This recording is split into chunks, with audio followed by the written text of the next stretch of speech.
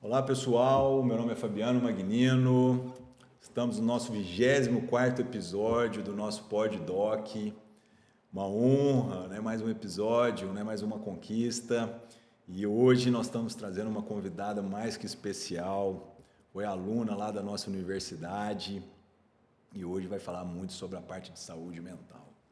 Primeiramente, eu gostaria de agradecer o nosso colaborador, a Reviscom, que são ácidos hialurônicos que eu uso no meu consultório. Para quem me acompanha sabe disso, são produtos que vão te ajudar na sua saúde articular, para você que gosta de fazer um esporte, gosta de fazer a tua corrida, a tua caminhada, a tua musculação, o teu crossfit. Você que tem dor, venha conhecer a Reviscom, venha até o meu consultório, caso queira também, e vocês vão conhecer mais desse produto. Hoje eu estou recebendo a doutora Alana Guidetti, minha colega lá na universidade, né? Ela que foi aluna lá da nossa Univag. Seja bem-vinda, querida. Prazer te receber aqui, viu? Obrigada. Para mim é um prazer, né, ser recordada nesses momentos, poder falar um pouquinho sobre a minha área, que assim é minha paixão. E é muito importante. E é muito importante e muito atual também. E vou te falar, está muito relacionado com a minha área, que é dor. Com certeza. Eu acho que o psiquiatra ele não trabalha sozinho, né? E a gente recebe muitos pacientes da fisiatria, paciente da reumato. Sim. Então, é um trabalho em conjunto ali e muito importante. Bacana. Me conta um pouquinho da tua trajetória na medicina. Primeiro, de onde você nasceu, como é que chegou à medicina, tem familiares médicos? Conta um pouquinho da tua história pra gente, por favor. Eu sou natural do Paraná. Que lugar? Paranavaí, bem ali no noroeste do Paraná. Eu vim para o Mato Grosso com cerca de 10 anos, meu pai foi transferido para cá e vim para o Mato Grosso. Transferido de quê? Emprego. Tá. Nem sei explicar muito bem, era criança na época, só sei que ele foi transferido de emprego para cá e veio para cá. Estudei toda meu ensino fundamental, fiz um pulinho em Brasília, fiz ensino médio e voltei de novo, por questões também de trabalho do pai. E a medicina ela não apareceu primeiro para mim. O que apareceu primeiro para mim foi a psiquiatria. Ah, é? Então, com 15 anos de idade, uma enfermeira vizinha do meu pai pegou e falou assim, vou lá mostrar o hospital público psiquiátrico para a Lana, daqui de Cuiabá. Então, vamos lá, vamos conhecer o hospital, tudo mais. Aí meu pai, vai lá e já aproveita e mostra para ela como que o povo que usa droga fica, né? Vai que é um jeito de ensinar essa menina. Beleza. Tipo assim, teu pai queria te dar um susto, assim, mas com um ensinamento por trás, né? Isso, totalmente disfuncional nessa maneira de ensinar. Sim, hoje ele vê mas isso. foi uma sacada boa. Mas ela acertou, foi pro psiquiatra. Exatamente. Aí eu fiquei impressionada. O pessoal achou que eu ia chegar lá e ia ter medo, né? Porque qual que é a primeira reação que as pessoas veem alguém com transtorno mental? Às vezes é medo, assusta, receio, né? Assusta. E aí não. Eu sentei do lado de uma paciente de lá e ela falava coisas totalmente desconexas. Você tinha 15 anos? 15 anos. Cara, se isso não é propósito de vida, eu não sei o que é. Então, assim, ela falava muita coisa desconexa. E eu não sabia puxar assunto com ela. Eu falei, o que eu vou falar com ela? Não tem sentido o que ela está falando. E isso me deu um start ali, né? Falei assim, nossa, mas acho que eu quero desvendar isso aí. O que eu faço? Como é que eu posso ajudar? Sério, cara? Com 15 anos você já tinha essa percepção toda, assim, curiosidade? Mas é porque era muito diferente. Sim. O máximo que a gente tinha contato com alguém com transtorno mental são pessoas, às vezes, que ficam em situação de rua, Sim. usuários de substância, né? Ali Sim. não era esse contexto. Então, estava dentro de um estabelecimento de saúde. E aí, aquilo ali, naquele momento, passou a ser interessante para mim. Aí, na parte do ensino médio e tudo mais, é ver assim, mas para ser psiquiatra precisa ser médico, e agora? Será que eu vou entrar? Medicina, né? Será que eu vou entrar nessa rotina de estudo, nessa coisa da medicina? Então, eu demorei muito para engatar essa questão do estudo para a medicina. Né? Mas você já tinha pensado em ser médico ou não? Você já tinha afeição por alguma outra área? Eu acho que sempre é em relação à área da saúde. Perfeito. Né? Então, assim, sempre há uma parte de alimentação, parte de atividade física, coisas do tipo, sempre foi na área da saúde. Positivo. Mas ainda tinha essa questão da saúde mental ali, da psiquiatria enraizada. Então eu falei assim, não, quero ser psiquiatra mesmo, não ter que passar pelo processo da medicina. E aí deu essa oportunidade de eu estar fazendo na Univag. Você prestou aonde? No início eu só prestava a Universidade Federal. Então, assim, o custo da faculdade de medicina era muito alto, né? E ele segue alto. Então, é um investimento que a família acaba fazendo nos meus estudos. Positivo. Então, no primeiro momento, eram só universidades federais. E aí, a partir do momento que eu comecei a tentar universidades privadas, eu entrei na Univag. Isso foi, a gente está falando de que ano? A primeira turma da Univag, meados de 2013. 2013, a primeira turma, né? Quer dizer, você passou comigo. Passei. Passou, né? Passei ali nos primórdios, nos né, primórdios, do ambulatório. Eu entrei na universidade, foi 17. O tempo passa, hein? Meu pai amado. Então, e aí? Tive essa oportunidade de cursar na Univag, então, assim, a Univag, por si só, ela já tinha uma estrutura muito grande, né? Sim. Então, assim, eles estavam há anos preparando um curso para muito começar, robusto, né? para começar um ensino ali. Então, assim, eu fiquei satisfeita. Lógico que, como primeira turma, a gente, às vezes, é um pouquinho testa de ferro. Então, testa na gente, não deu certo, vai para o outro. Sim. Mas, em nenhum momento, eu me senti prejudicada ali durante a minha formação. E durante o curso de medicina, você já teve contato com colegas da psiquiatria, pacientes psiquiátricos? Conta um pouquinho disso aí. Você sabe que a gente tem muito aluno nosso que vê isso aqui, né? Sim, então, com certeza. Vamos com lá. certeza. E aí? A gente tem um módulo, né, de saúde mental ali Sim. durante o 6º semestre, então foi maravilhoso. Então, assim, lógico, era muito mais interessante para mim estudar isso. Você já isso. conviveu, você já tinha passado por boa parte, você já estava no 3º ano de medicina, quer dizer, não era aquele contato básico onde você não tinha ideia de nada da parte médica. Quer dizer, você já sabia de farmacologia, né? Você já tinha um contato ali com a medicina. Já tinha uma noção. Sim. E, assim, como foi? Pelo fato de ser PBL também, a gente está sempre na prática desde o início. Então, a chance de a gente entrar em contato com pessoas que têm algum transtorno mental, ele era mais comum, era mais fácil, né? E como é que foi esse primeiro contato lá? Eu me recordo mais da vivência prática no período do internato, Sim. que era onde a gente realmente entrava mesmo em ação, Sim. que é onde eu recebo os alunos da Univag. Sim. Então, assim, dentro de ambulatório, dentro dos CAPs, rodas e grupos de conversa. Então, ali foi, acho que o contato assim que realmente fez eu bater martelo. Mas me explica um negócio. Isso é importante que muita gente nos escuta. O trajeto seu para a psiquiatria, na parte da graduação, você já se via ali na graduação ou foi no internato mesmo que você fechou? Eu acho que eu entrei aberta a conhecer. Eu falei assim, já que eu estou na medicina, eu vou tentar aprender de tudo, entrar em contato com tudo, para pelo menos eu decidir ali de uma maneira mais consciente do meu futuro. Sim, aí a paixão veio no internato pela psiquiatria. O que aconteceu? A Univag ela tem como você fazer eletivo, Sim. que são estágios durante os 4 primeiros anos. O que eu fiz?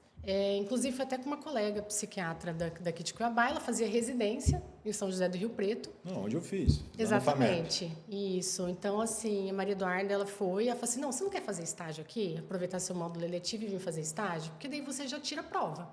Você vê Se que essa você daqui, vai gostar... Isso aqui é a rotina que a gente tem durante a residência e a gente aproveita e vê se você gosta ou não gosta. Positivo. Então, eu acabei indo lá para São José do Rio Preto. Foi para Rio Preto? Fui para Rio Preto fazer estágio eletivo. Aonde foi lá? A gente foi no, acho que era o Hospital Bezerra de Menezes. Bezerra, sei. Exatamente. É lá onde está o... E era lá que era um pipoco mesmo. Sim, então, é assim, isso que eu ia pessoal, falar. Lá é onde está a turma... Então, ela falou assim, se você gostar... Descompensada. E ela simplesmente me largou lá dentro do hospital. Falou assim, eu tenho que ir para outro lugar, mas você fica aqui com fulano de tal, não sei o quê, você vai andando aí, você vai descobrindo. E foi realmente isso. Então, eu ia entrando, me apresentando... Porque isso vai muito do interesse também. Lógico, vai muito. Então, total. se você ficar na faculdade de medicina de uma maneira muito passiva, a Você chance vai de levando você... ali Exatamente. e acaba que você vai formar sem saber o caminho que você vai tomar. Então, eu falei assim, não, o meu objetivo é o quê? Saber se eu realmente quero fazer psiquiatria. Sim. Então, deixa eu entrar aqui, vasculhar e ver se eu gosto disso ou não. E aí foi se firmando cada vez mais essa trajetória dentro da psiquiatria. E gostou? Então, gostei muito. Poxa, Né? se Então, identificou assim, ali. Isso já estava em que ano já? Eu acho que esse módulo eletivo no segundo ano tem um, aí depois de mais 2 Mas anos. quando você foi para Rio Preto foi quando? Você já estava em que ano? Foi antes de entrar no internato, acho que 1 ano antes do internato. No 4º ano. Isso, acho que foi no perfeito, 4º já ano. estava ali para o 7º, 8º período. Isso. Já dá para dar uma... Então, assim, aí a gente vai direcionando. O complicado é que a gente tem que aprender das outras coisas, né? Porque a psiquiatria não é à toa que ela é uma especialidade médica. Então, para eu saber psiquiatria, eu tenho que saber as outras coisas. Sim, é uma especialidade clínica, você tem que rodar na clínica, né? Exatamente. Então, a gente tem que esconder um pouquinho nosso gosto, né? Por certo tema e abrir espaço, abrir um leque para outras possibilidades também e aprender aquilo ali. E aí formou já, falou assim, vou fazer psiquiatria. Aí formei e falei assim, não, vou começar os estudos para residência. Mas já para psiquiatria. Para psiquiatria. Sempre aí- foi psiquiatria, nunca prestei prova para outra especialidade. E aí você fez lá na Secretaria de Estado, no Distrito Federal. Isso. E essa escolha por Brasília foi por algum motivo ou porque Na foi lá que verdade, você passou? o Mato Grosso só tinha 2 vagas. Então, assim, de qualquer forma, eu teria que tentar fora do estado. E você procurou um lugar Isso. mais perto também, E né? aí, como eu já tinha feito meu ensino médio em Brasília... Sim, você comentou isso. Eu acabei assim, não, vou tentar Brasília, Perfeito, porque não, lá ótimo. tem um número maior de vagas, né? Sim, e então, vou tentar tá Brasília, próximo, conheço a cidade, me sinto confortável mais aqui. fácil de adaptar, né? Isso. Então, eu tentei ir para os grandes centros, né? Sempre procurando uma formação melhor, uma formação mais adequada, onde eu vou conseguir Essa fazer mais lapidação é muito cursos. importante, né? Isso. É isso que eu falo, não sei se você comenta isso lá no internato com os alunos, mas eles questionam muito a gente sobre isso, né? Do quanto é importante você fazer uma boa faculdade, mas a residência é aquilo que vai te lapidar como médico. Fazer uma residência num hospital bom, num serviço bom, que é o que vai te dar bagagem, né, Alana? Exatamente. Até porque no seu nome não vai estar assim, é a Lana formada em medicina na Univag. Não. A Lana fez residência médica em psiquiatria pela Secretaria de Estado de Saúde do Distrito Federal. Sim. Então, o que a gente apresenta é a nossa formação como especialista. Sim. Porque a faculdade é um passo, eu vejo ela como um passo para chegar onde eu quero. Então, a gente se apresenta ali com um contexto ali de residência. Entendi. E vem cá, aí você terminou a residência quando? Terminei agora. Sim. Então, terminei esse ano já. Isso. E já, como é que já foi entrar na universidade? Como é que foi esse contato já com a universidade? Eu sempre gostei de conversar sobre a psiquiatria. Então, assim, sempre entro em algum grupo de WhatsApp que fala sobre psicogeriatria. Entro em algum grupo do WhatsApp que disponibiliza aulas. Então, eu ia sempre entrando. E eu sempre lembrava assim, nossa, mas se eu conseguir que um aluno escute isso aqui, eu acho que ele vai ser um médico melhor. Entendi. Né? Essa Então, parte da escuta na psiquiatria é muito importante, né? Então, porque é muito rápido, passa-se muito rápido pela psiquiatria. Então, se a gente conseguir implementar o poder da escuta, o poder do aprendizado, né, olhar para o paciente, então eu acho que meu serviço ali já está bem feito. Bacana. Vamos entrar no assunto agora específico, que é a saúde mental, que é da área específica sua. Como é que você vê o cenário atual da saúde mental aqui no país? Eu acho que está num contexto muito desafiador, né? Porque, ao mesmo tempo que existe o acesso à informação, mais pessoas estão procurando ajuda, tem essa significação, quem sou eu dentro do ambiente, tudo mais, isso aqui é disfuncional, não é? Ao mesmo tempo, elas não têm o acesso. Então, às vezes, a nível privado, muitas pessoas não têm o acesso. Sim, no SUS, então, né, os leitos... Dá um panorama para quem nos escuta aí. Como é que é a questão do paciente? Vamos lá, esse paciente do SUS que não tem condição de ir para um serviço privado. E você tem um paciente lá, vamos dar um exemplo, um paciente esquizofrênico. Quantos leitos você encontra num hospital de referência para a parte psiquiátrica? É muito pouco, né? É muito pouco. Né? E o intuito hoje em dia são leitos de psiquiatria dentro de hospitais gerais. Então, os leitos dentro de serviços ali terciários, que são especializados, eles tendem a reduzir muito. Sim. Isso eu vivi durante a minha residência, vi o hospital reduzindo cada vez mais leitos. Para emergência, muito pouco. Exatamente, também, né?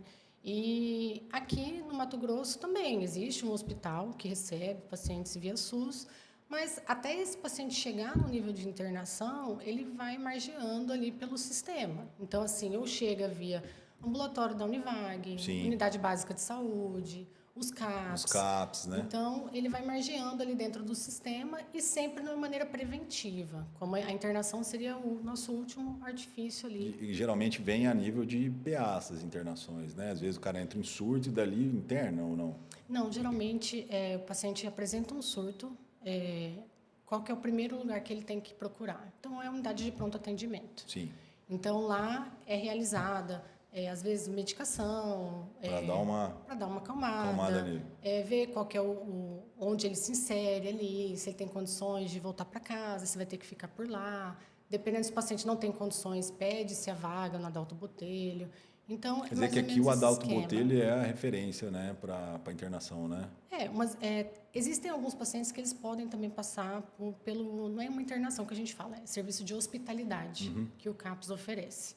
Essas hospitalidades são pacientes voluntários. Então, ele chega assim para mim, às vezes, uma ideação suicida, não tem, às vezes, suporte familiar, ou, às vezes, um esquizofrênico que precisa de um ajuste mínimo de medicação, e ele fala assim, não, eu preciso, eu quero. Então, esses atendimentos voluntários, essas hospitalidades voluntárias, a gente recebe. Sim. Então, vai depender do grau de Quer dizer, gravidade. mas o atual cenário da parte de saúde mental a nível SUS não é de um bom prognóstico, vamos dizer assim, né? Você tem muito pouco para a demanda que tem, né? Exatamente. A demanda é muito alta, né? E você acredita essa demanda de problemas de saúde mental a que especificamente? Por exemplo, excesso, hoje a pessoa tem que trabalhar mais, os cuidados familiares cada vez menos, a tecnologia, cada vez mais as crianças mais precoces estão usando celular. O que você acredita esses problemas de saúde mental estarem começando mais precoce e aumentando cada vez mais? Eu acho que muito diagnóstico não era feito e ele passou a ser feito. Sempre teve, você acha? Eu acho que tem algumas coisas, algumas doenças que elas já existiam, mas as pessoas não tinham acesso. Então, o acesso à psiquiatria é difícil na rede, né? É complicado, né? Uma consulta é demoradíssima, né? Assim como comigo, com você, é demorado. Então tem aquela questão da psicofobia, então a pessoa ela vai se afastando cada vez mais do cuidado, cada vez mais do diagnóstico. Sim. Então tem essa parte. Tem a questão do excesso de informação também, então todo mundo acaba querendo se enquadrar dentro de alguma patologia. Então, assim, ao mesmo tempo que a internet ela traz informação, ela também traz algumas informações equivocadas. Exato, e aí a pessoa se identifica com aquilo e já cria um diagnóstico nela, né? Exatamente. Né? Então, assim, por exemplo, um diagnóstico de TDAH não é simplesmente... Nossa, isso está tendo demais, né, Ana? Um checklist ali que você viu no TikTok. Não, a gente tem que avaliar todo o contexto que essa pessoa está inserida, né? O grau de disfuncionalidade. Sim. Então, é maior. Às vezes é um déficit de atenção, a pessoa já ganha um diagnóstico de autismo ali, né? Exatamente. Isso está tendo muito. Porque autismo virou, assim, com todo respeito, tem as pessoas que têm, mas virou meio que a doença do momento, né? Assim, da parte infantil, né? Tem a questão infantil, que às vezes o diagnóstico, idealmente, é realizado na infância. Sim. Mas tem muita gente que não teve acesso e está vindo agora na idade adulta. Sim. Então, assim, todo o acompanhamento é longitudinal. Então, muitas pessoas já chegam com o diagnóstico, eu tenho esse diagnóstico. Aí fica tentando provar para você que tem algum diagnóstico. Entendi. Então, a gente ainda tem que... desmistificar algumas coisas, tem que explicar um pouquinho das coisas. Consulta, né? Então, de meia hora a 1h30, né? Não existe. Na psiquiatria não tem como a gente fazer uma consulta ali com menos de 40 minutos, não tem hora. Como. Não Nem tem um como. retorno, não tem como. Não tem como, exatamente. E você percebe que no meio tem uma busca, um aumento da busca por cuidados da parte mental hoje? Você acha que as pessoas procuram mais? Procuram. Os cuidados para a saúde mental, por exemplo? Buscar um psiquiatra, buscar uma psicoterapia, buscar uma ajuda. Você nota que isso vem aumentando ou não? Eu acho que as pessoas estão mais atentas a isso? Eu acho que aumentou, elas estão procurando mais, até porque é um sofrimento, né? Então as pessoas estão perdendo assim, aquele pudor de falar sobre isso. Então elas estão falando, elas estão procurando atendimento. Eu acho que isso está acontecendo. Eu acho que dependendo do cenário onde a pessoa é adoecedor, né? Então, ela procura mais atendimento. Entendi. E vem cá, e quais são os principais mitos que tem aí que vai dificultar o acesso ao psiquiátrico e ao tratamento psiquiátrico? O que você tem de mito, assim, que os pacientes chegam e falam, doutor, tomar isso aqui é bom para isso? Conta um pouquinho disso aí. Tem alguma coisa? A clássica se eu começar a tomar um remédio, eu vou ficar viciado nele. Essa é a clássica. Conta, né? Dá um exemplo aí, fala aí. Clássica. Às vezes o paciente, olha, eu demorei muito para vir aqui porque eu conheço pessoas que tomam remédio há muito tempo e nunca pararam de tomar o remédio. E ficam com medo? E ficam com medo, porque na hora que para fica ruim. Então, assim, tudo depende do diagnóstico, de como a pessoa faz parte desse diagnóstico. Então, por exemplo, um paciente que, no primeiro momento, ele vai na consulta, ele toma regularmente a medicação, faz psicoterapia, atividade física, que eu falo que é o tripé básico da psiquiatria.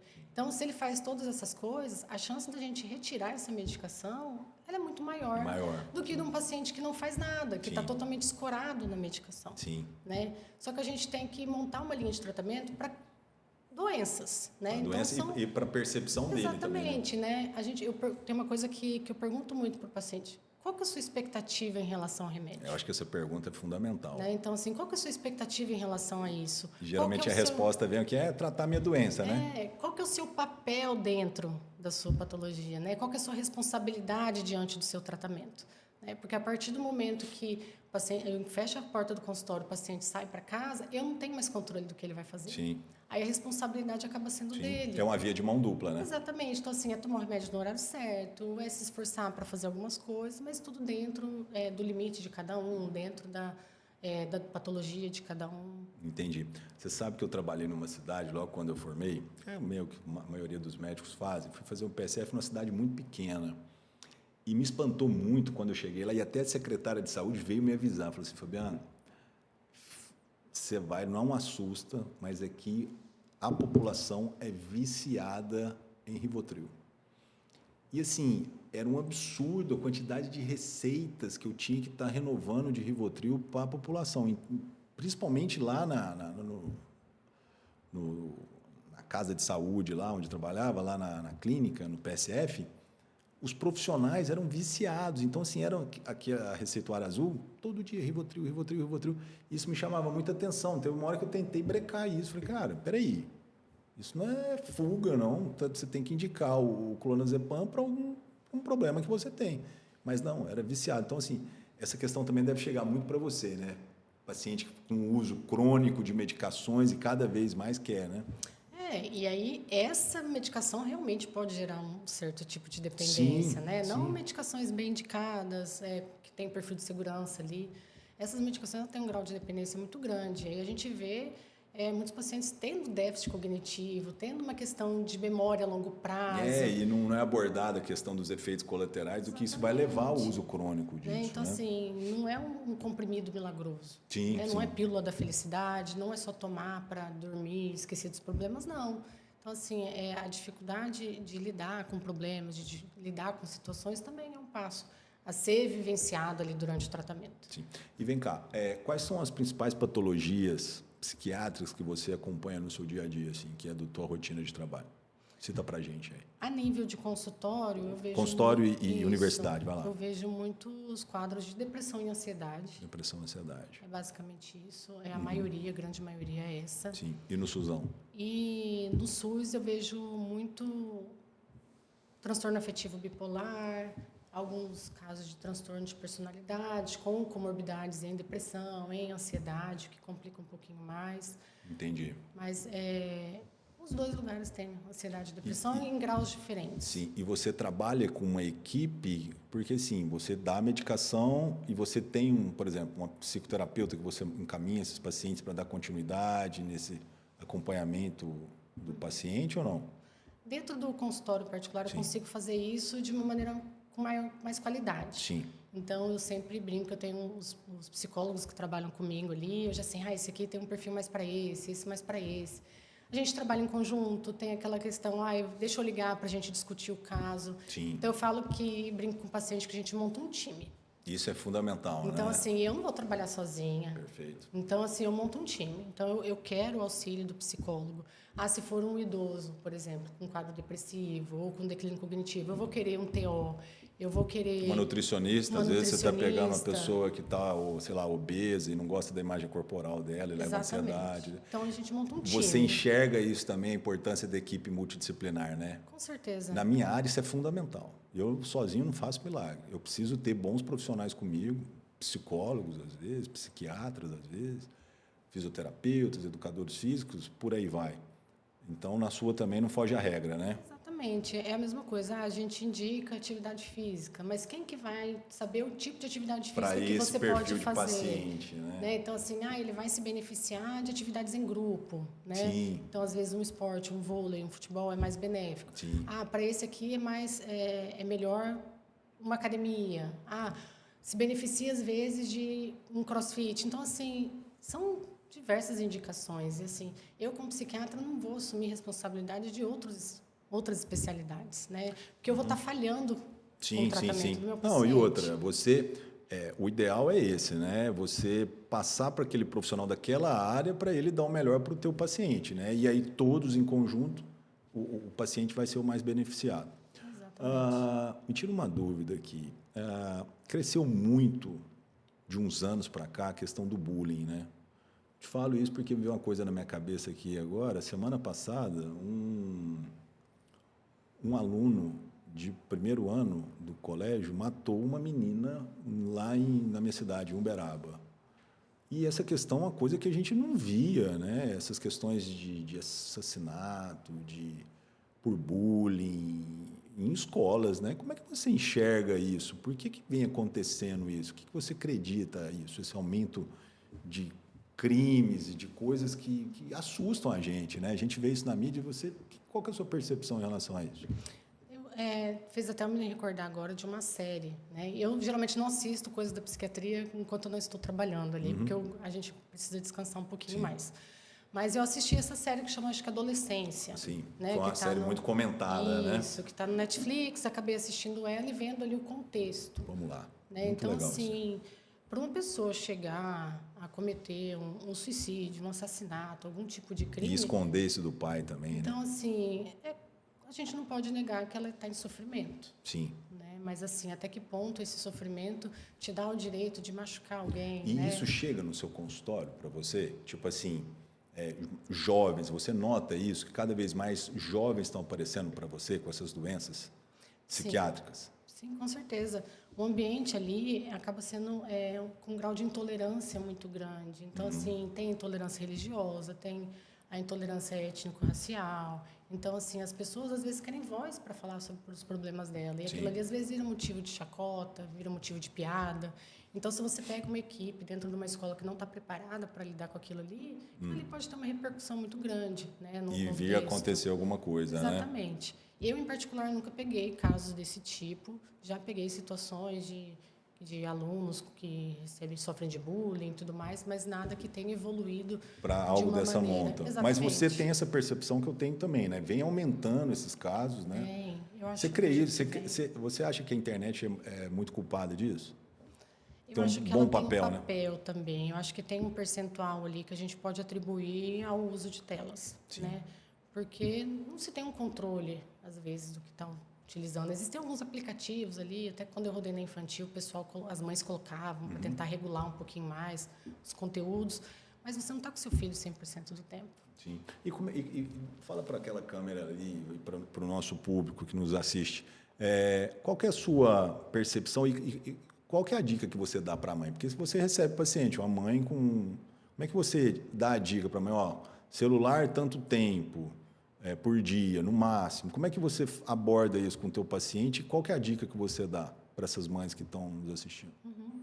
Eu acho que, primariamente, nenhuma mãe conhece melhor o seu filho, né, do que qualquer outro profissional de saúde. Então, qualquer sinal diferente, passou a se isolar, passou a fazer coisas, recusar a alimentação, passa muito tempo em tela, mudar comportamento, fica mais irritado, insônia, notas. Então, assim, o relatório escolar é algo muito importante. São coisas que vai te mostrando, exatamente, né? Vão dando sinais, né? Então, assim, alguma coisa vai transparecer. E a conversa, né? Como assim você não vai conhecer seu filho? Né? Então, e qual que é a idade ideal para instituir o celular? Né? Porque sabe o que acontece? Eu vi isso com a minha sobrinha. Às vezes, a coleguinha tem um celular, ela nem está lembrando, mas ela quer porque a coleguinha tem, desculpa. Qual que é a idade que você vê que é o ideal para um pai, para uma mãe, entregar um celular na mão de uma criança? Eu, assim, de cabeça mesmo, eu não consigo lembrar da idade, mas eu acredito. Na sua opinião? Sim. Eu acho que a partir de 12, 13 anos, com uso regulado. Bem regulado, exatamente, né? É igual hoje em dia não pode mais usar celular dentro de sala de aula, nas escolas. Isso foi uma lei bem legal, né? Eu achei muito Qual que é a sua opinião sobre isso? Eu acho muito interessante, porque assim, qual que é o período que aquela criança está na escola, né? Então, não tem por que estar no celular, né? Tá no celular. Eu acho que isso foi uma lei muito legal, muito legal. Interessante também. Eu acho que isso veio mais para agregar. Por mais que, às vezes, o pessoal acha que é limite, impor regra, tudo mais, no fundo é um pouquinho, mas para um bem maior. Entendi. E vem cá, eu até comentei com você nos bastidores aqui uma reportagem que saiu sobre a questão da saúde mental no afastamento do trabalho das pessoas. Aquele dado que eu te mostrei de 2022, tiveram 201 mil pessoas afastadas do trabalho por problemas de saúde mental, em 2024 foi para mais de 400 mil, quer dizer, um crescimento de mais de 130%, sendo que as causas foram ansiedade, depressão. Como é que você enxerga isso, essa questão da saúde mental influenciando no trabalho das pessoas? Como é que você vê isso? Toda semana tem alguém com problema relacionado ao trabalho, né? Dá exemplos para a gente. Às vezes é para trabalhar 8 horas diárias. O horário é estendido, sem justificativa. Às vezes coloca uma atribuição que não é daquele empregador, do empregado. Sim. Então, algumas... celular também, no meio de trabalho, demandas que fogem do horário. Então, assim, são várias maneiras ali de sobrecarregar essas pessoas, né? Então, a maneira com que fala, a maneira com que conversa. Então, às vezes, fica uma coisa muito impositiva. Entendi. Então, acho que são várias maneiras que isso E você acontece. pega isso no seu dia a dia, cresceu muito o afastamento, né? Cresceu. Num contexto de Brasília, que é onde eu estava atuando mais agora, Sim, porque é sim. recente que eu estou no Mato Grosso. Em Brasília, eu pegava muitas pessoas da área acadêmica, muitos professores. Então, muitos Sério? Exatamente, muitos professores. Então, assim, às vezes, eu pedia para ficar em uma determinada sala, não tinha como ficar naquela sala, e aí o pessoal não acatava. Aí, muito desvio de função. Por exemplo, você é daqui, mas vai para a biblioteca, mas vai para lugar tal. Muitas queixas. Na hora que eu vou chegando perto da escola, meu coração já começa a bater mais rápido, não consigo. Então, eu via muitos professores da secretaria ali passando por essas situações. Policiais também, porque é um ambiente de pressão a todo momento. Então, isso também foi algo muito frequente. Motoristas de ônibus. Motorista de ônibus, principalmente em cidade grande, né? Muitas situações de assalto, de roubo, de colocar em risco a vida, né? Então, isso aí também era... Gera muita, principalmente em cidades grandes, a gente vê direto assalto a ônibus e tal, isso gera uma apreensão, um medo, né? E isso acaba gerando afastamento, né? Então, assim, cresceu muito, né? A gente vê isso muito. E vem cá, vamos mudar um pouquinho o papo. Vamos falar um pouquinho sobre formação médica. Você é preceptora lá na universidade, né, e professora também, né? Como é que você enxerga esses desafios desses novos médicos em relação à saúde mental, para ir para a psiquiatria? Como é que você vê isso? A gente fica um pouquinho enviesado ali, quem é da Univag, porque Sim. é muito bem estruturado. Eu vejo isso, tá? Olha, eu estou falando aqui. Lá eu vejo assim, a gente sempre pergunta, gente que está no internato, fala, que hora que você vai fazer, que hora que eu vou fazer. Exato. Você sabe que tem bastante que querem fazer psiquiatria, né? Desde a minha turma, já saíram muitos psiquiatras da minha turma, né? Então, eu tenho muitos colegas que fizeram psiquiatria.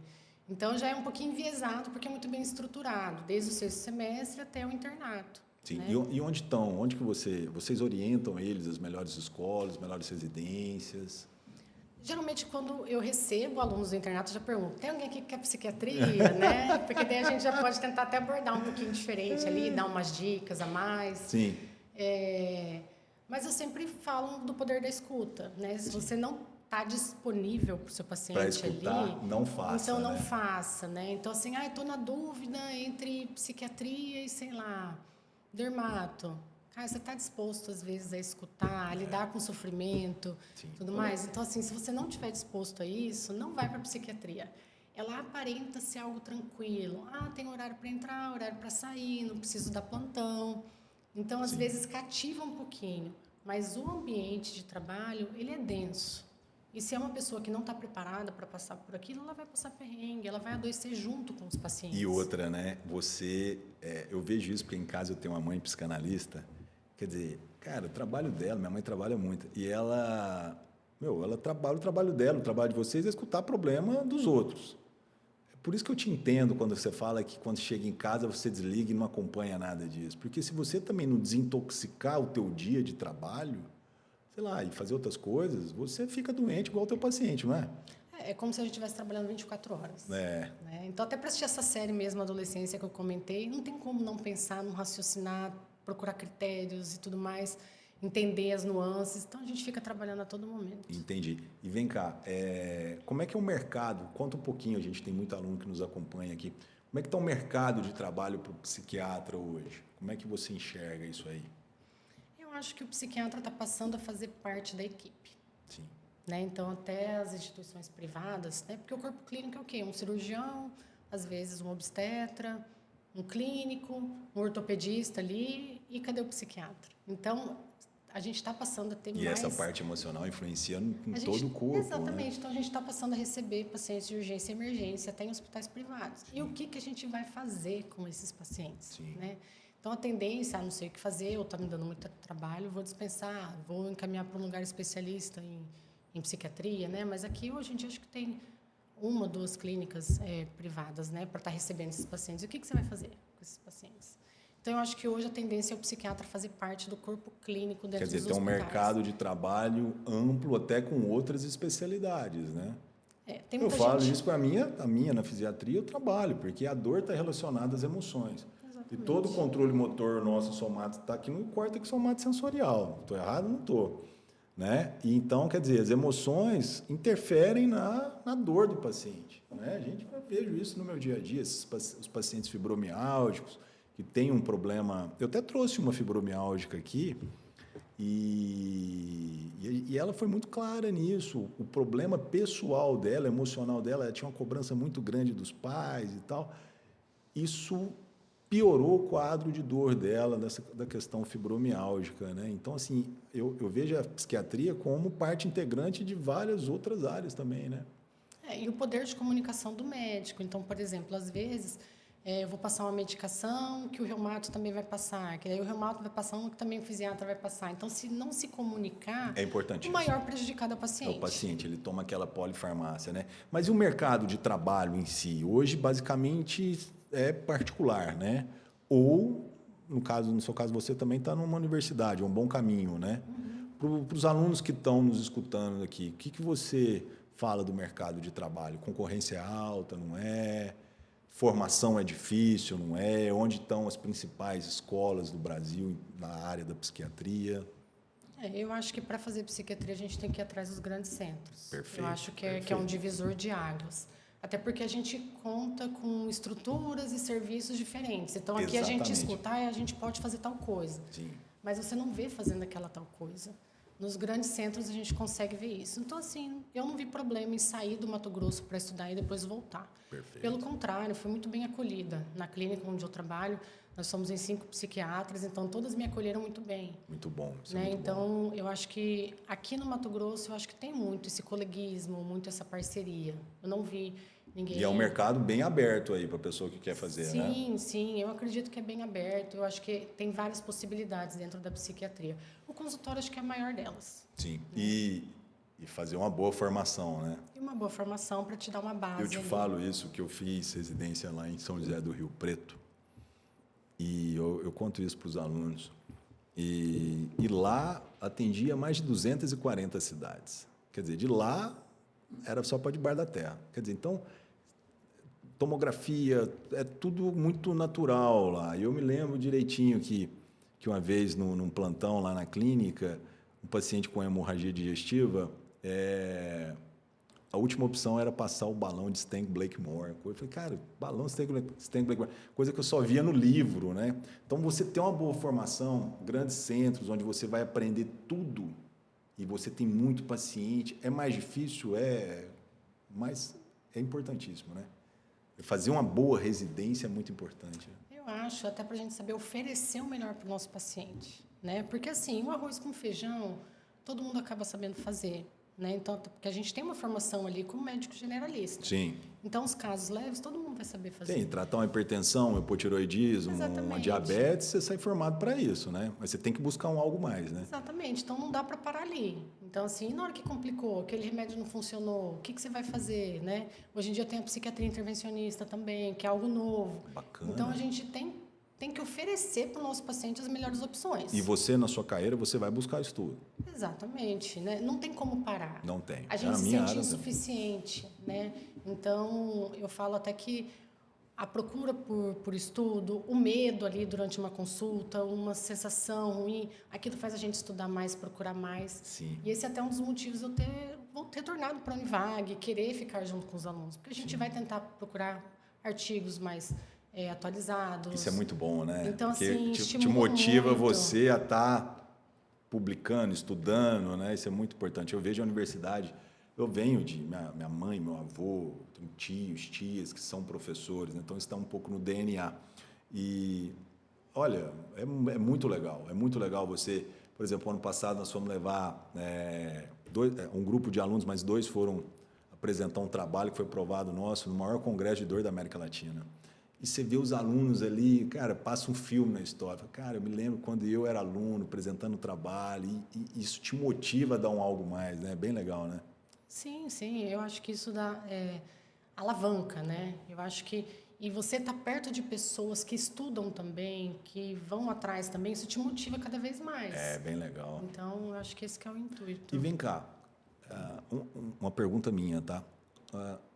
Como você vê a importância do acolhimento do paciente na tua clínica? Como é que você enxerga isso? O acolhimento do paciente, esse paciente ser bem recebido, principalmente esse paciente que tem um problema psiquiátrico, ele chegar num ambiente saudável, num ambiente onde ele vai ser bem atendido, e até lá na universidade também, né? Ele ter um lugar para ele sentar até esperar ser chamado à consulta. Como você enxerga a questão do acolhimento no processo desse paciente no consultório? Como é que você enxerga isso? A partir do momento que o paciente entra no consultório, ele tem que ter aquela sensação de que ele está seguro. Então, se ele estiver seguro, ele consegue se abrir um pouco mais com você. Então, assim... Isso é uma estratégia também, né? A gente tem que fazer o exercício da empatia, né? Do não julgamento. Então, a gente não está lá para julgar a pessoa, julgar a história dela, julgar o que aconteceu com ela. Então, eu sempre falo assim, que não é lugar de julgamento. Né? Então, assim, você promove uma escuta para ver como é que você vai ajudar esse paciente. Mas o fato do paciente se sentir seguro e você transmitir isso para ele, além da confiança, então eu acho que isso é primordial, né? É primordial. E vem cá, esse projeto Vivência em Saúde Mental, conta um pouquinho sobre ele para a gente, por favor. Esse é um projeto muito novo ainda, né? Quero então, saber. Eu também novidades aqui é o caminho mais legal aqui que a gente abre espaço. Conta um pouquinho para a gente. É um projeto de extensão junto à pós-graduação ali do Univag e ele está inserido dentro da Liga de Saúde Mental do Univag. Então, é uma liga bem forte ali, né? Isso, é uma liga que ficou muito bem estruturada. Sim. As pessoas que estão lá realmente gostam de saúde mental. Então, assim, eu não preciso falar assim, não, gente, vamos lá, né? Então, assim, lá eu tenho certeza que eles gostam e que eles querem estar lá. Sim. Né? Então, o que a gente faz? Geralmente, eu levo eles para algum dos serviços que eu trabalho, geralmente serviço público. E lá a gente consegue, às vezes, pegar um paciente... Que é o melhor lugar, né? Impressionante como o sistema público é muito enriquecedor do ponto de vista clínico, né? E lá a gente pega o paciente, não necessariamente para fazer diagnóstico. Sim. A gente pega ele e esmiuça ele da cabeça aos pés, né? E assim, a gente escuta muito. Então, assim, eles treinam muito. Treina muito a questão da escuta, que na área da psiquiatria é muito importante, né? Você enfatizou isso muito. Então, assim, a gente treina muito a escuta, treina muito o raciocínio, treina muito a rede de apoio desse paciente, o que dá para a gente fazer, o que não dá para a gente fazer, lida com as angústias deles, porque eles trazem muita angústia. Eu até recebi um telefone dela para pegar um paciente seu lá, né? Não, e realmente foram os alunos mesmo, né? Isso é muito legal quando parte do aluno, né? Eles se sentiram ali sensibilizados. Não, doutor, mas se ele falar que não vai receber, fala que eu vou lá naquele dia para atender. Então, assim, eu acho isso muito legal, que é um interesse, legal. Né? E posso te falar um negócio? Aqui, papo de professor para professor, acho que você vai concordar comigo. Quando você motiva um aluno, você pode ter certeza disso que eu estou te falando. Isso vai fazer ele se tornar um profissional melhor lá na frente. Não, com certeza. Quando você demonstra atenção para com ele, acolher ele, falar assim, não, vamos fazer esse trabalho, vamos levar esse paciente, às vezes, para o consultório particular, vamos dedicar a ele. O aluno se sente parte do processo, se sente importante. Isso vai fazer um diferencial para ele. Isso aconteceu comigo. Aconteceu comigo na minha formação. Não sei se aconteceu contigo, mas é importante, né? E a gente consegue fazer muito isso no projeto de extensão. Então, assim, vão poucos alunos. Então, assim, não é algo que o paciente vai ficar constrangido, coisas do tipo. Quantos mais ou menos são? De 2 a 3. Quer dizer, pequeno, coisa bem reservada. Coisa pequena. Então, assim, a gente tem todo o tempo do mundo para a gente fazer uma entrevista psiquiátrica. Então, a gente tem o que geralmente a gente não consegue.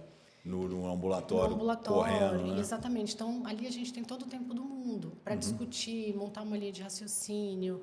Então, eu estou achando muito legal, muito interessante. E a senhorita divulga isso? Na verdade, o projeto... Deveria divulgar, hein? Porque é uma ideia muito legal. Muito legal mesmo. Esse projeto de extensão ele é vinculado à Liga de Saúde Mental. Né? Então, isso é para os ligantes de saúde mental. Sim, então, só para quem está ali. Isso, mas isso não impede também de abrir possibilidades também de alguma iniciação científica, alguma coisa nessa linha. Eu acho que você deveria levar isso adiante, porque é um projeto bem bacana. E outra, quando você pega um grupo de 2, 3 alunos e vai trabalhar com isso, praticar a metodologia da escuta, às vezes ele pode até não fazer psiquiatria, mas a escuta é fundamental no processo e na questão da relação médico-paciente. Você saber escutar, que hoje o que a gente tem de mais queixa nos consultórios, e eu que trabalho com dor, escuto isso muito, o que é? Doutor, estou com dor, o doutor lá nem pôs a mão em mim, já mandou pedir um raio-x, uma ressonância, me deu um anti-inflamatório e mandou para fisioterapia. Eu escuto isso diariamente. Então, graças a Deus, meu consultório está cheio, não é à toa. Porque escutar o paciente, escutar as queixas dele, o que aquilo impactou no dia a dia, na vida social dele, ou no trabalho dele, ou na relação dele. Então, trabalhar o ato da escuta, eu acho que é fundamental. E na psiquiatria não precisa nem falar, né? Não, e observar também. A gente já observa o paciente desde a sala de espera. Sim. Na hora que você abre a porta para chamar um paciente, você já vê o outro ali. Nossa, nem me fala, eu sou bem assim. Você já vai vendo o terreno, você vai analisando, Sim. Então já começa ali. A consulta já começa ali, fora né? do consultório, né? E essa ideia foi de quem? Foi da Liga? Quando é que ela surgiu? Foi dos próprios ligantes. Então, eu entrei na Liga esse ano como preceptora mesmo, faço parte do corpo clínico ali da Liga. Então, esse projeto de extensão precisava de alguém que estava inserido dentro do serviço público. Então, como eu estou inserida, a gente conseguiu engatilhar. Sim, mas ele já estava correndo ou não? Ou é não, novo? Isso é novo. A Liga já existia, o projeto de extensão é novo. A Liga de quando? Você sabe? Eu acho que a Liga já tem um tempinho. Essa Liga existe desde quando eu estava na faculdade. Sim, já tem uns 5, 6 anos aí, bem mais. Né? Eu acredito Entendi. que sim. Mas foi por parte deles, eles que foram atrás, isso aí impressiona cada vez mais a gente. Então, eles que buscaram tudo, eles que fizeram tudo. Eu só entrei e falei assim, gente, E eles fazem algum legal. trabalho, algum projeto lá? Hoje mesmo a gente já está lá atrás de congresso, a gente acaba publicando mais, eles vão mais para congressos. E você mostra para eles a importância da publicação, né? Publicação para o médico, pessoal, para quem não sabe, é fundamental para a carreira do médico, é a que dá o status para ele, o cara que publica, que está em congresso, onde você faz networking, né? Então, incentivar isso, nós que estamos na docência, é fundamental, né? Incentivar o aluno a buscar isso, né? E a Univag faz muito isso, ela tem um mérito muito grande. Eu não consigo fazer isso sozinha, lógico, né? Então, assim, depende muito do interesse dos alunos. E eu tenho outro médico que é residente de psiquiatria também, que ele está junto comigo ajudando os alunos. Ele está mais tempo na Liga do que eu. Que é o Álvaro, também foi aluno. Sim, o Álvaro. Eu adoro ele. Então, ele divide as funções comigo ali também. Então, eu fico na parte mais presencial. Cara, o perfil dele é para ser psiquiatra. Exatamente. Então, assim, ele é residente do último ano em Brasília. Então, ele está lá em Brasília? Está lá em Brasília. Caramba, ele era meu R-. Então, ele divide muito essas funções comigo e ele é muito engajado também, Sim, né? Muito, então, muito dedicado em tudo que faz. Então, a gente consegue chegar ali num bom resultado ali com os ligantes. Entendi. E essa questão do cuidado humanizado, como é que você enxerga a importância disso? A gente tem que lidar uma pessoa como um ser humano. Mas assim, na cultura médica, a gente sabe que isso se perdeu muito, né? Como é que você vê essa turma aí que está formando? Você acha que ele está mais atento a essas coisas, a questão do cuidado humanizado do paciente? Ou não? Assim, até... Qual que é a tua percepção disso aí? Eu acho que tem pessoas muito boas. Eu acho que tem pessoas que estão prontas ali para o mercado de trabalho. E até agora eu recebi grupos muito, muito bons. Não tive queixas, né? Pessoas bem compromissadas. Mas eu acho que está complicado pelas notícias que chegam na gente. Então, assim, às vezes a pessoa comeu bola, mas porque o serviço não deixou ela atender ou ela não quis, não fez questão. Então, a gente fica com muitas dúvidas, assim. De como é que está, né? De como é que está. Eu não consigo atribuir isso 100% à formação médica atual. Mas isso é muito importante, né? Essa questão do cuidado humanizado, né? Eu sempre falo assim, você não está tratando a doença, você não vai pegar um exame e vai medicar o exame. Você começa pela clínica, você vai examinar o paciente, você vai pegar nele, vai escutar. Eu falo para todo mundo, o ser humano é um ser biopsicossocial. Então, você tem que dar atenção a isso tudo. E eu acho que isso é o que faz parte do cuidado humanizado. É você enxergar ele como um ser biológico, ele tem a doença, um ser psíquico, tem o problema psicológico dele, e isso interfere no corpo dele, e o social também. Às vezes, sei lá, eu recebo muito, por exemplo, cadeirante. Como é que eu vou passar uma cadeira de rodas, às vezes motorizada, para um cara que mora, não tem nem asfalto na rua dele? Então, você tem que enxergar tudo isso, você está entendendo? Então, eu acho que essa parte do cuidado humanizado é fundamental, né? Até na hora da gente escolher a medicação, né? Então, assim, por exemplo, uma pessoa que já tem dificuldade de tomar um comprimido num dia. E vocês têm que Aí lidar eu vou com isso mandar muito. tomar de 8 em 8 horas, né? Será que eu não posso escolher um que é melhor em uma tomada só? Uma tomada só. Ou, por exemplo, eu vou passar uma medicação, mas é muito cara. Então, assim, O cara não vai ter vamos condição de comprar. tentar entrar em consenso ali no que ele pode fazer para Isso, ele não isso no suspender. SUS é complicado, a gente esse lida muito com tratamento. isso, né? A gente lida muito com o que tem, a gente Com o que prescreve tem. o que tem. Eu vejo lá, por exemplo, eu tenho pacientes às vezes com lombalgia, às vezes a pessoa está acima do peso. E aí ele está fazendo o uso de triciclo, que ganha um pouco de peso. Então, às vezes você quer tirar e quer botar uma medicação melhor, mas aí o cara fala, não trabalho, não tem condição. Você tem que acabar deixando e fazer com o que tem, né? Então, a gente lida muito com isso, né?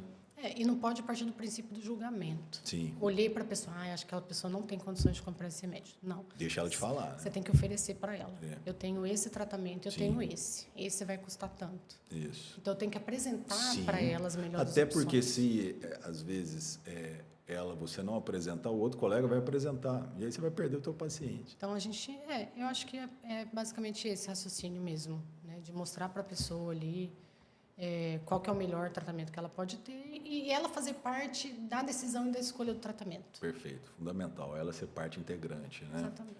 E vem cá, agora vamos mudar um pouquinho o assunto. Vamos falar da parte do cuidado da saúde mental do profissional médico, do profissional da área da saúde. Nós médicos, cada vez mais, temos que trabalhar mais, né? E às vezes nós médicos somos reféns. Às vezes você...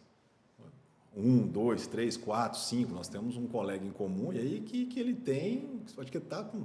Esse dia eu perguntei para ele, você está 7 empregos? Ele falou, de manhã eu passo visita ali, depois eu estou na clínica, depois eu estou no hospital. Eu falei, cara, o que é isso?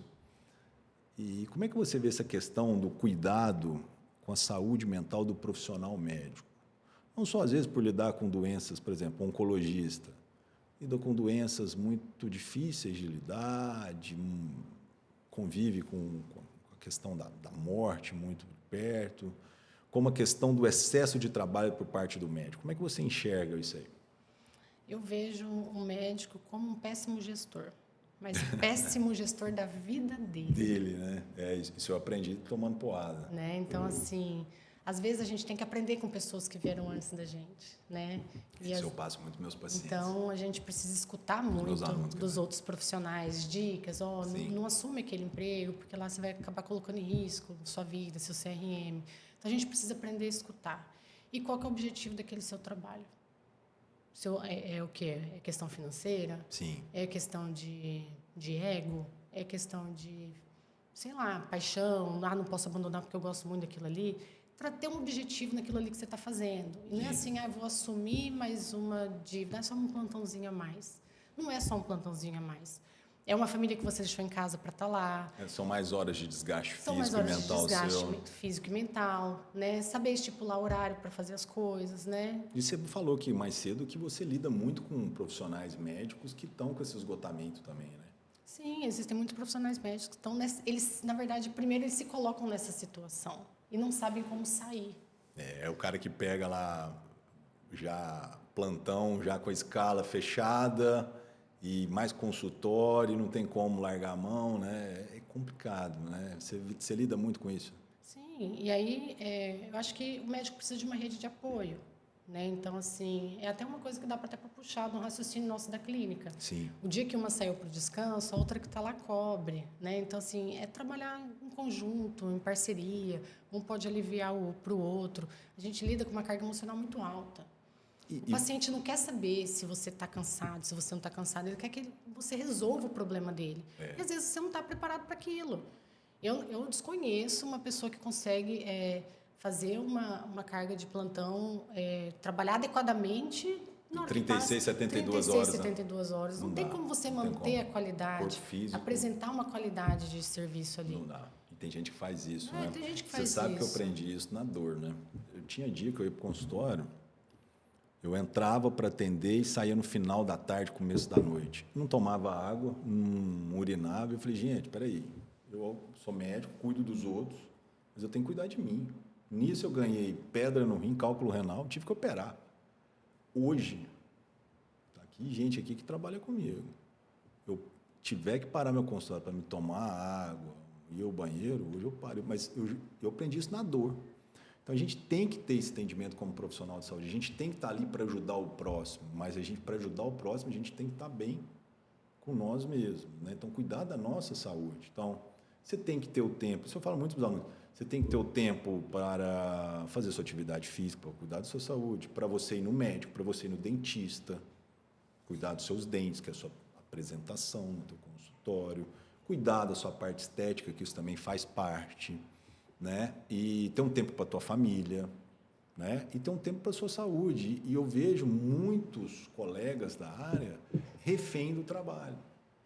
Por exemplo, essa ideia de criar o podcast foi para ganhar autoridade médica, tudo isso, sim, mas também uma forma de eu diversificar as minhas coisas, fugir um pouco da workaholic da medicina, entendeu?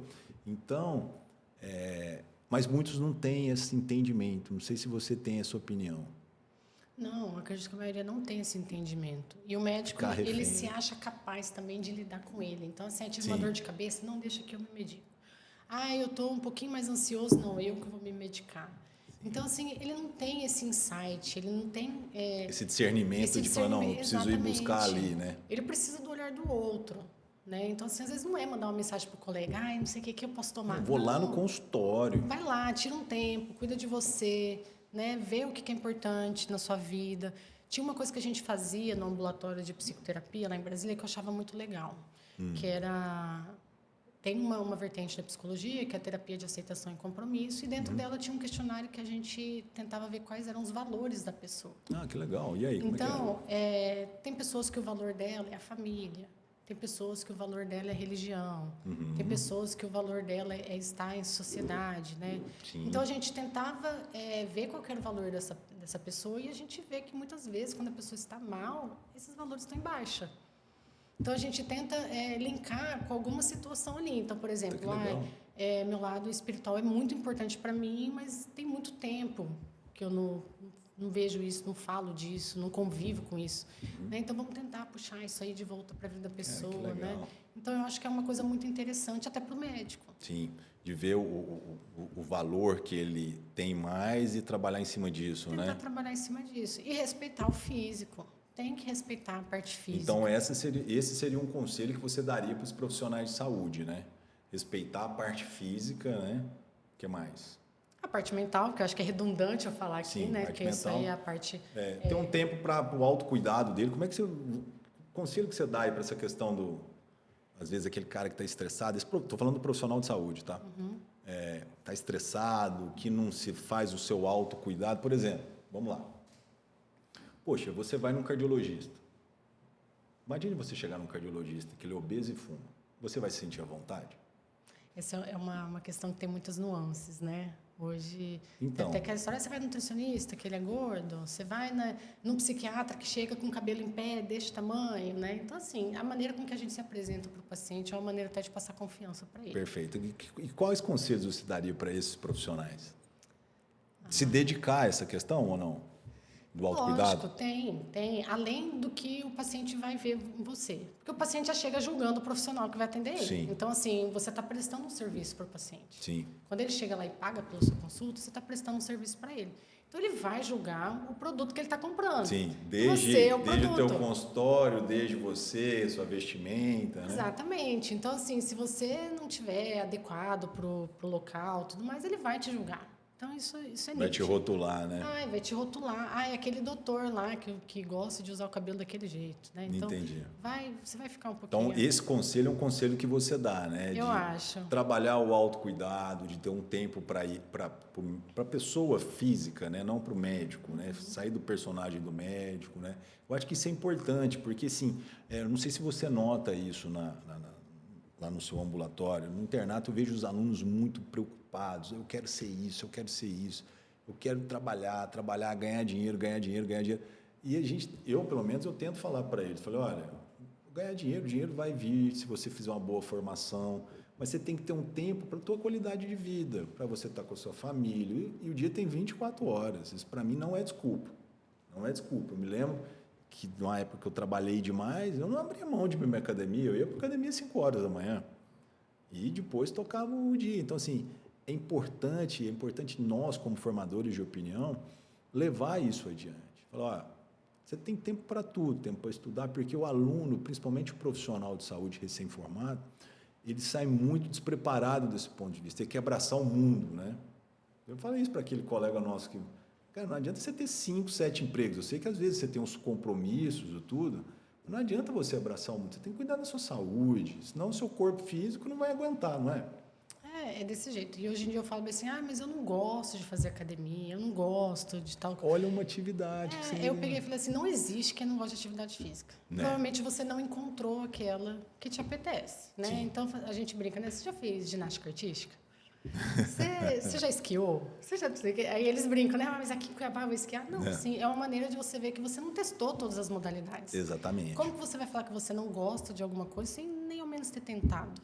Né? E a questão da atividade física, eu falo muito assim, tem que ser no mesmo raciocínio de escovar o dente. Isso que eu ia te perguntar, como que você vê a importância da atividade física para todos os pacientes do ponto de vista de doenças psiquiátricas? Ele é um pilar. É o pilar. Tem que estar, né? Tem que estar. Eu considero 3 pilares dentro do tratamento psiquiátrico. Né? Então, a presença do psiquiatra com a medicação, uma medicação escolhida de uma maneira dentro dos melhores níveis de evidência. Então, assim, isso aí também não é substitutivo. Sim. A psicoterapia. Então, a gente indica abordagem que vai de acordo com cada patologia. Então, a psicoterapia é muito importante e a atividade física. Quando você não tem uma delas, fica cada vez mais difícil de tirar um remédio, de o tratamento ser mais eficaz. De mais dependência do medicamento. Então, tem um poder biológico muito grande. Eles falam que a atividade física é o melhor remédio que tem, né? Então, ela atua na prevenção também como no tratamento. Sim, porque quando você faz atividade física, você libera neurotransmissores de prazer, de tudo, né? Regula o sono, melhora a questão do apetite. Então, assim, ela muda várias coisas. Então, é um pilar, então, nas doenças psiquiátricas. Você enxerga assim também, né? Que bom escutar isso, né? Porque é bom ter mais profissionais que incentivam. Para quem me segue nas minhas mídias sociais, eu enfatizo isso muito, da importância da atividade física. No meu caso, eu lido com dor, né? Eu pego desde o paciente jovem ao paciente idoso.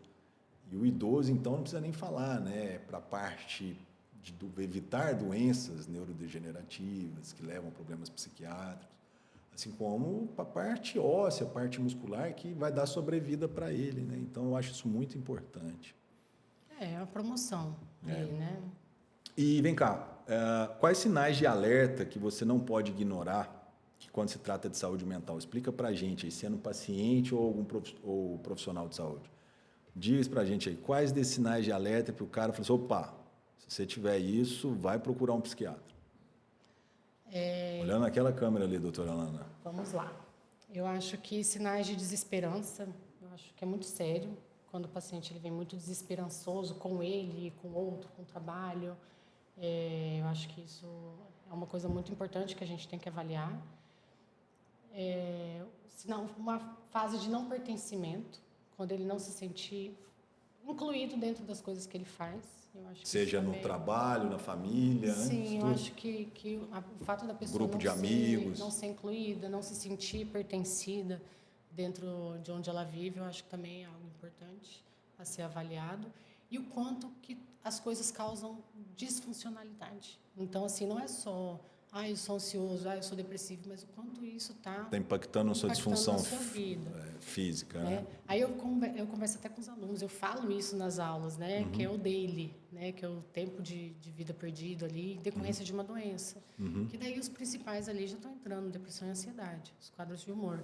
Então, elas geram incapacidade ao longo da vida. Entendi. Então, teve sinais de alerta, é a hora de procurar um profissional de saúde, seja um clínico, de um postinho para te direcionar para um especialista, mas procurar um profissional, né? Seja um psicoterapia, né? Isso é muito legal. Os sinais de alerta é muito importante. Então, desinteresse, não pertencimento, né? Eu acho que assim, não precisa esperar muito tempo, né? Vai lá, passa pela avaliação, às vezes uma pessoa olhando de fora, ela consegue ver, né, como te ajudar, então não precisa esperar a doença. Entendi. Então, a gente pode lidar com a saúde. Não somos profissionais de saúde mental, então a gente não precisa tratar só a doença mental. Né? Tem que tratar também o bem-estar dessa saúde. Exatamente. Então, né? a gente pode falar de saúde mental também dentro do consultório. Bacana. Nós estamos chegando ao fim, Alana. Eu queria que você olhasse para aquela câmera ali e numa mensagem, deixasse uma mensagem de encerramento para os futuros médicos que estão vindo aí, para os profissionais que já estão aí no mercado de trabalho, na rotina pesada e que tem medo de buscar a ajuda de um psiquiatra. Qual que é a mensagem que você daria para esse profissional? Aos meus alunos, né? Persistência, eu acho que é muito importante para a gente chegar onde a gente quer, a gente tem que persistir. Empatia, então, quando a gente é empático, a gente consegue trabalhar melhor. Aos colegas, eu falo resiliência, então a gente precisa ser resiliente, tem que treinar essa resiliência. E qualquer outra? Agora não me recordo. Não, ir para os profissionais de saúde, né? Então, eu acho que é basicamente isso. Se eu puder ensinar alguma coisa, é a gente ser humano, né? Através da empatia, da resiliência, até para a gente ajudar mais. E escutar o teu paciente, para nós profissionais médicos. Praticar a escuta. Sempre, escutativa, ela tá ali. Tem dia que na conduta tá lá, não coloca remédio, escutativa. Escutativa, então, tem só a conduta, né? Só para escutar o paciente. E vem cá, onde que as pessoas podem te acompanhar o seu trabalho, suas mídias sociais, mais sobre os seus projetos? Conta para Qual que é a sua mídia social? Fala aí, é hora de você vender teu peixe. Eu apareço bastante ali no Instagram agora, né? Algo que eu coloquei para mim esse ano como meta, então meu Instagram... moçada, inclusive você não sabe, tem até no bastidor, tem gente aqui acompanhando a doutora, viu? Gente, porque assim, tem muita informação ruim circulando por aí, então se a gente puder vir com informação boa, eu acho que tá valendo. Então, meu Instagram é Alana Guidetti mesmo, então, cada vez mais divulgando coisas, divulgando conteúdo de qualidade. Trabalho na Lepsique, junto com psiquiatras maravilhosas. Então, onde que está a clínica? A Lepsique, ela fica dentro do SB Médico, no Jardim Cuiabá. Você está lá perto de mim, lá no Jardim Cuiabá. Então, assim, eu acho que fica mais fácil trabalhar em conjunto, Sim, né? Então, a gente consegue contextualizar ali o tratamento. E eu acho que é isso, na rede pública e ali dentro da Univag, com os alunos, meus pupilos. Bacana. E tem o nosso bate e volta, né? Eu vou falar uma palavra e você vem com a resposta. Pode dar na lata. Um hábito que você tem. Mas é para essa intimidade. As pessoas querem saber da doutora Alana. De tomar café com calma. Com calma. Primeiro horário do dia, tomar um cafezinho, sem mídias sociais, sem celular. Vou te falar um negócio para você. Você não foge à regra, não. Eu também não saio de casa para fazer nada. Eu tenho um hábito, a primeira coisa, é ir para a minha atividade física. Eu não vou. Tem muita gente, faz jejum, não sei o quê. Eu falo, meu café eu não abro mão. Com calma, né? Isso é importante, com calma e sem celular. Sem celular, bacana. Uma música ou um grupo musical que você goste? Eu sou bem eclética mesmo, mas tem uma música que eu gosto muito, que tem uma letra bem legal, que é uma do Fala Mansa, que chama Lá da Alma. Fala Mansa, cara, é legal. Né? Bacana. O que te motiva? O poder de transformação das pessoas. Cara, que legal. Frase potencial que elas têm de transformar, né? Nós tivemos aqui anteriormente uma pessoa que você viu, né? Exatamente. Legal. Família para você? É clichê, mas é a base. É a base de tudo, né? Um hobby? Um hobby... É tão difícil estabelecer um hobby.